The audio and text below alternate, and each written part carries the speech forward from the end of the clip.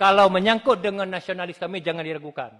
Di saat bangsa lain, daerah lain tidak mau memberikan apapun untuk Indonesia, kami sumbangkan emas dan pesawat. Tapi di saat kami dikhianati, kami juga bukan bangsa penjilat. Kami bangsa Aceh, bangsa darah pahlawan. Maka oleh karenanya, sekali lagi saya memohon ke Pak JK, bimbing kami agar revisi UPA ini sesuai dengan apa yang telah diperjanjikan. Kami jangan dibohongi ketiga. Kami tidak ingin perjanjian MOU Helsinki menjadi perjanjian yang gagal seperti Ikrar Lamteh dan perjanjian yang gagal dengan Abu Dhabi dengan Soekarno. Ini perjanjian ketiga sebenarnya. MOU Helsinki ini adalah perjanjian damai ketiga antara pemerintah Indonesia dengan Aceh. Maka saya mohon dukungan teman-teman sekalian, apa yang telah dilakukan oleh Bapak, mari kita optimalkan, harus kita sesuaikan. Assalamualaikum warahmatullahi wabarakatuh. Pak Ketua, pimpinan, beserta teman-teman sekalian, anggota Balik, Pak JK dan Pak Amiauddin yang saya muliakan.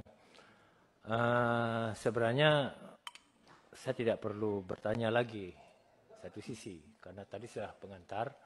Tapi setelah kita mendengar apa yang disampaikan Bapak JK, ini menjadi inspirasi terutama bagi teman-teman yang selama ini mungkin tidak mengikuti perkembangan Aceh secara komprehensif, secara mendalam. Bahwa jujur kami ingin sampaikan, perjanjian ini begitu rumit dan damai Aceh ini begitu rumit terjadi. Maka perlu kita kawal bersama. Jujur saya bilang, saya sampaikan pada kesempatan ini, kalau tadi Pak JK menyampaikan konflik Indonesia ini beberapa kali terjadi gejolak.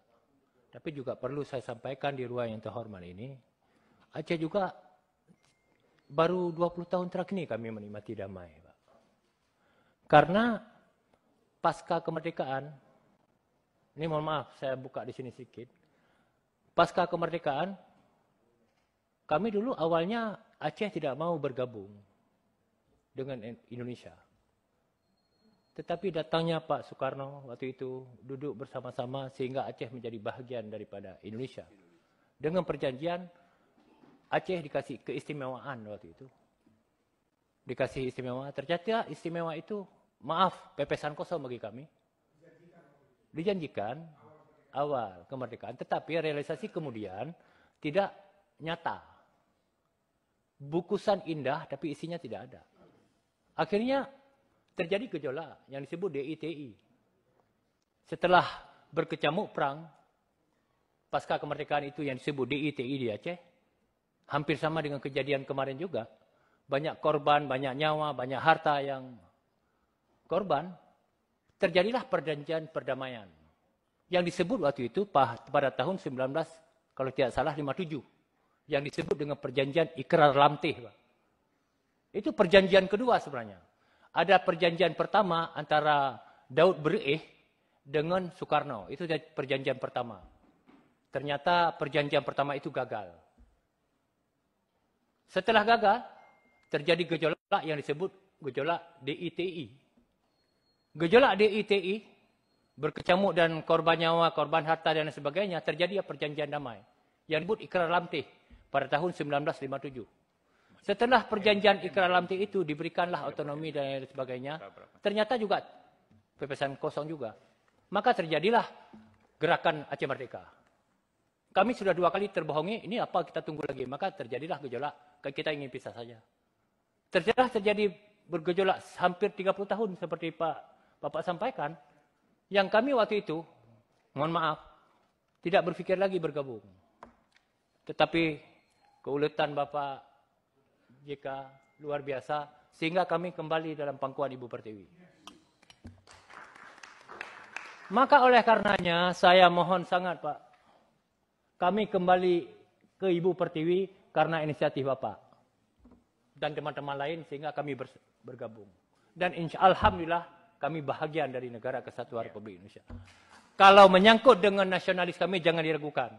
Di saat bangsa lain, daerah lain tidak mau memberikan apapun untuk Indonesia, kami sumbangkan emas dan pesawat.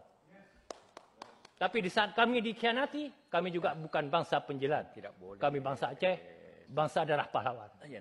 Maka oleh karenanya, sekali lagi saya memohon ke Pak JK, bimbing kami agar revisi UPA ini sesuai dengan apa yang telah diperjanjikan. Kami jangan dibohongi ketiga. Kami tidak ingin perjanjian MOU Helsinki menjadi perjanjian yang gagal seperti Ikrar Lamteh dan perjanjian yang gagal dengan Abu Dhabi dengan Soekarno. Ini perjanjian ketiga sebenarnya. MOU Helsinki ini adalah perjanjian damai ketiga antara pemerintah Indonesia dengan Aceh. Maka saya mohon dukungan teman-teman sekalian, apa yang telah dilakukan oleh Bapak, mari kita optimalkan, harus kita sesuaikan. Kalau tadi Pak Hamid Al-Diri menyampaikan, Halid, kalau bisa ada poin-poin yang disampaikan yang diharapkan itu apa gitu. Iya, ini yang ada tadi, poin Bang di sini. Ada pasal nanti secara menyeluruhnya secara detail nanti kita masuk. Ini kan kalau kita per poin-poin kan lama nih. Yang maksudnya inti yang ingin saya sampaikan, perjanjian ini yang namanya sebuah perjanjian pasti ada plus minus. Tapi minimal kita maksimalkan yang ada di sini. Kalau orang mengatakan, kok perjanjian Aceh nggak sesuai dengan undang-undang pemerintah Indonesia atau tidak sesuai dengan undang-undang Indonesia. Ada hal yang tidak sesuai dengan pemerintah Indonesia. Ada hal yang tidak sesuai dengan yang tidak lazimnya di Republik ini. Tetapi dengan ada perjanjian ini kan menjadi legal. Contoh, kalau sepakat dalam undang-undang bisa minum teh,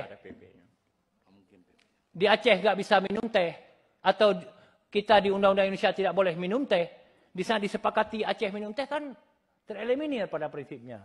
Ini yang harus dipahami filosofi itu, sehingga sekali lagi, saya pribadi mewakili dari Aceh Pak, tadi saya telepon Mualim, Pak Gub ada di sini, saya kabarin bahwa Balek mengundang Bapak. Beliau berterima kasih kepada Balek, dan beliau berterima kasih, kirim salam kepada Bapak, beliau ada di sini. Nanti malam saya jumpa melaporkan perkembangan ini. Bahwa MOU ini, mohon Bapak bantu semaksimal mungkin agar betul-betul bisa berjalan maksimal. Karena ada pasal yang telah ada tidak bisa kita laksanakan. Malah ada pasal yang turunannya harus PP, tapi PP nggak lahir ini. Saya mohon sangat, jangan lagi berikan pepesan-pepesan kosong ke kami. Apalagi ini Bapak masih hidup, semoga kita beliau panjang umur, agar bisa membantu kita, agar apa yang diperjanjikan dalam perjanjian damai ini bisa terlaksana, tertuang dengan konkret dalam undang-undang pemerintahan Aceh. Sehingga Aceh menjadi bahagian daripada NKRI selamanya. Billahi taufiq wal hidayah. Wassalamualaikum warahmatullahi wabarakatuh.